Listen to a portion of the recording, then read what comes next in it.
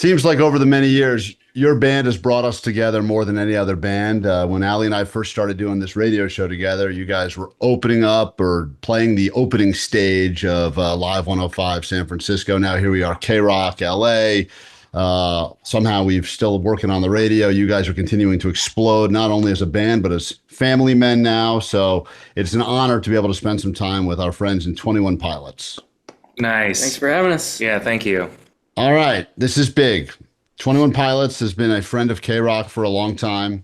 They don't have to publicly say this, but I'll put words in their mouth. Without KROQ, maybe there would be no 21 Pilots. Who knows? They have agreed to do a small, intimate show for just KROQ listeners, and the only way to win your way in is to listen to KROQ. That is how we, of course, bribe you to keep listening to the radio station. And this is very exciting because we're at the Bellwether. It's October 22nd. You cannot pay your way in. You cannot bribe your way in. You cannot sleep with the guys in 21 Pilots to get in. You have to listen to KROQ. That's right. Yep. We're pumped. We're pumped. It's going to be a fun show. It's going to be sweaty. Yeah. You guys have been doing a lot of obviously big stadium, big venues for a while now. Does the preparation process change at all going back to kind of a smaller venue? Does the performance change? I mean, it has to, right? Yeah, it definitely, there's a few logistic things that change. But at the same time, I think that when Josh and I first started, we thought that what's the secret sauce that allows you to play these giant shows in these huge arenas? And I think if there's anything that we've learned, it's that there's no secret to it. You play your show. And so as much as, we're changing up a few things to fit the venue a little better, it's pretty incredible. I think the more impressive thing is just how well our show can fit. It can scale down to that size because that's kind of it's really where we cut our teeth, and we love playing venues like that. So we're pumped. It's funny how we look at it like a small show because there's 1,500 people, but when you guys started, you were playing in that gymnasium for 4 people. So really, this is still a pretty massive show compared to where it all began for 21 Pilots. Yeah, I mean, there was a venue in our local town, our hometown of Columbus, that was kind of the Shangri-La. It's like if you could play there, then you've made it. And it was about 1,500 people. So, it'll bring us back to where that was our main goal. Is there any way we can possibly fill 1,000 plus people into a venue? And so, it's cool 15 years later actually being able to do it. So it's going to be exciting. Well, anytime we give away tickets to a show, whether it's big or small, when it's being played by you guys, everybody is ravenous for these tickets. I was just curious because with the surprise that we hear from people and the shock and the screams when they win is not something that can be replicated. Have you ever won anything? Did you ever win anything? I never, I think that I just, in my mind, I never called in because I was just like, there's no way that that's a possibility.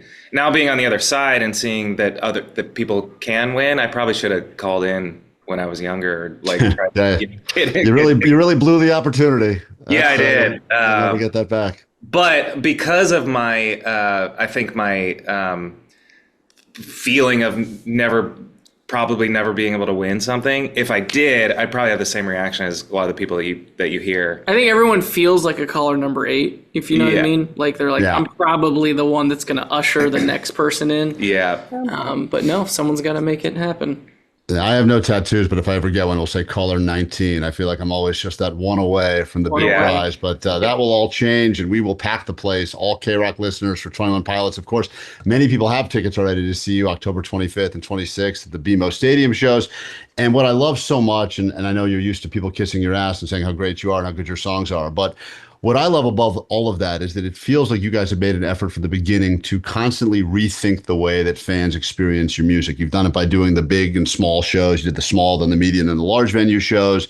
It feels like you think about ways to rethink the concert going experience.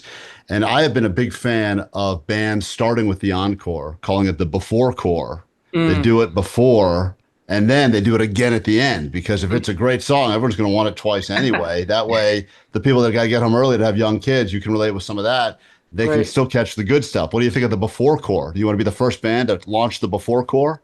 I think maybe we open with Heathens. We close the first set with Heathens. We'll open up the encore with Heathens, and maybe we'll let them drive their way home to Heathens as well. So we'll see if that. Before So much chorus, heathens. cool. We've not played multiple songs in a set before, have we? No, I don't think so. But now Tyler's been a dad. I'm about to be. So I do feel like I totally get the like, all right, encore time. It's time to get to the car. Let's get out of here before we're stuck in traffic for 2 hours.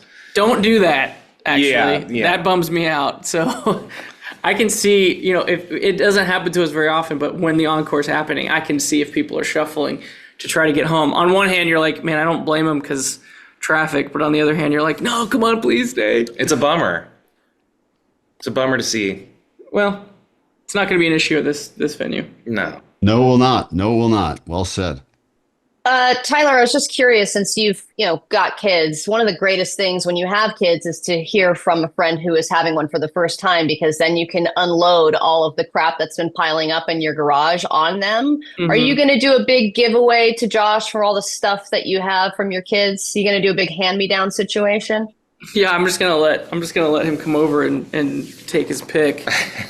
We actually we text about, he's got some questions about like baby monitors and stuff. I feel like I could like run a seminar on the best baby monitors, whether or not you want it, connected to Wi-Fi or just a module that works through IR. And like, I mean, there's just you learn so much, and Josh knows that I like to, pass down the wisdom. So I'm sure that we have a lot more conversations to have when it comes to the things we've learned. Yeah. Josh, just as a warning, my wife caught me masturbating on my couch watching Varsity Blues because of a baby monitor. So I'm just letting you know it can happen. So she's got the monitor on you. Yeah, the baby. Yeah, well, The baby. it was for the kids. But I guess I should take that as an insult that I have a baby monitor on my naked body. But yes. Yes. Hey man, Just giving her a show. Yeah, that's right. I think she deleted that video pretty quickly. Yeah. But Klein, I think you only took like one day off for paternity leave. Josh, are you going to take any time off? What's the situation? What's the plan? I mean, I think, yeah, we kind of have to be strategic about like when to have kids in this kind of like career. So it is kind of like, all right, when do we have time? Tyler and I both have like asked our manager, like, when are we having a kid? Yeah. Like, when can I do this? To? Yeah, when am I allowed to have a kid? And so we had that conversation and, figured out the best kind of window of time. Yeah, I called Josh. I was like, all right, go ahead. Yeah. You're in the clear now. Yeah. You can do it. So yeah, there. I think it'll be during a little window of time where I'll be able to, be home and hold the baby or whatever. I got lucky. My first kid, she was born February of 2020. So we were forced to lock down and just stay home because of COVID. So I lucked out and had a good amount of time to, make that first connection. So I think, we'll take some time off to make sure that Josh gets that as well. We're chatting with 21 Pilots right now. Breach, of course, the album. City Walls, the new single that we're all enjoying. And was there any sort of I've heard you guys say before that Breach in many ways was kind of like the conclusion of the story. What exactly do you mean? Because your previous album was going to be the conclusion of the story, and then Breach became, I guess, a more fitting one.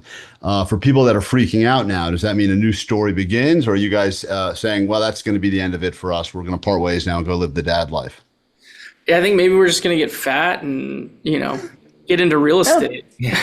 Oh, sounds so nice. Yeah, that sounds like everyone I know. It's an exciting story. Come on, that doesn't excite everyone. That's been the dream since we were like. It's really this whole thing is just to springboard us off into our real passion. Yeah. I want to hear the real estate album. It's just about your real estate lives. Yeah, just about mortgages. Yeah. No, it's a good question. Can't quite answer it fully, but it is exciting to think that there's going to be kind of a new chapter in our creative journey of being able to create without, not that it was like being constricted or confined by the story, but there was a sense of like, here are the rules. And so in a sense, whatever's next is going to have less rules to it. So we'll see what that turns out to be. And you're not going to stop us from writing songs. We love it. You've got a few days off now, which is, I feel like, rare for you guys. Is there anything like what's a typical day off for you guys, or what are you something that you have to do besides being forced to talk to us? Mm. Well, we will have a couple days off. We're playing a show in a couple hours. A day off though, I don't know. It depends. Some days I'm like, oh, I want to go do everything in this city, and some days I'm like, I don't want to leave the room. Let's be very clear here.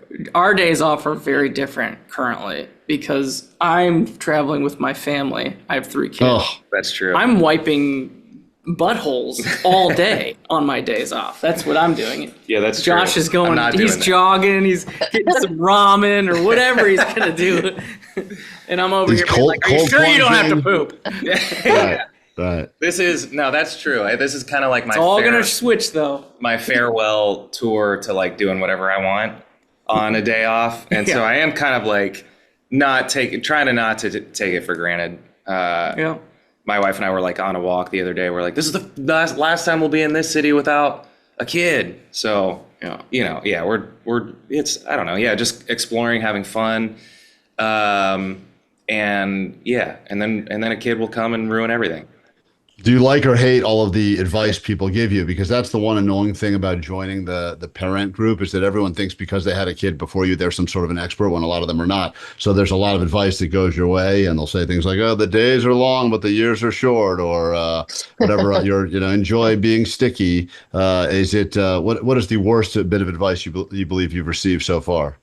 Well, I appreciate all of it because I'll just take, everyone's, like you said, everyone's journey's their own and everyone's journey's different. And I'll take it all and kind of like assume the worst, expect the worst, and hopefully I'm in for somewhat of a pleasant surprise. But I'll take everything sort of grain of salt, and because you see some people who are on one side and they're like, it's the best thing that's ever happened, and they like never will say a negative thing about it, but you could tell they're miserable. They're And then getting the other sick, yeah. side, it's like your life will change for the worse forever. Yeah. And I think it's probably somewhere in the middle, but I don't know. I'm looking forward to it. I think it'll be. What's more fun, making a baby or making an album? Oh man. Well, I will say One takes longer, I hope. Yeah, I mean, they could, be around the same, but one will take a little bit longer. But A little bit longer. but as far as my you should work, see the way Josh cuts the drums. oh man, it's 30 seconds. The two activities are very similar. Yeah, it's not very different. I don't really care if if my kid goes number one. You know what I mean? Like, I don't care what the world thinks about my kid. I don't need accolades for a child. But you hope. Give me all those accolades for the music. Yeah. We want awards. We want the trophies. Yeah. We want recognition. We want tweets. The stuff that matters. Right. So I don't know. I think I know that I'll love my kid.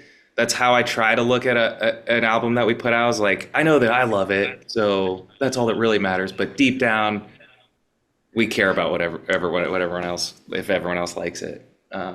So I guess that's the difference.